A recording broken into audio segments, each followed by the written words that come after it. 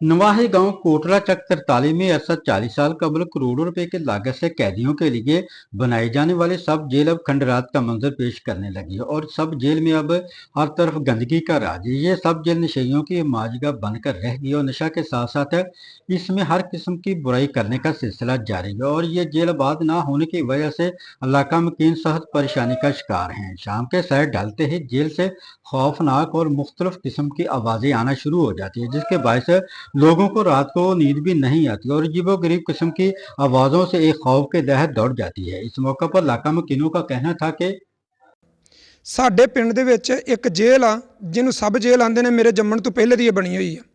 ਤੇ ਇੱਥੇ ਨਾ ਰਾਤ ਨੂੰ ਅਜੀਬੋ ਗਰੀਬ ਆਵਾਜ਼ਾਂ ਆਉਂਦੀਆਂ ਨੇ, ਜਿਹਦੇ ਤੋਂ ਨਾ ਪਿੰਡ ਵਾਲੇ ਜਿਹੜੇ ਨਾ ਬਹੁਤ ਡਰੇ ਹੋਏ ਨੇ।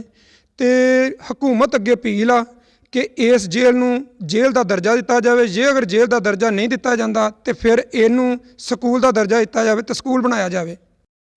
जी मैं छोटे कोटले का रैशी हाँ। इतना साढ़े लागे सब जेल बनी काफ़ी देर पुरानी है।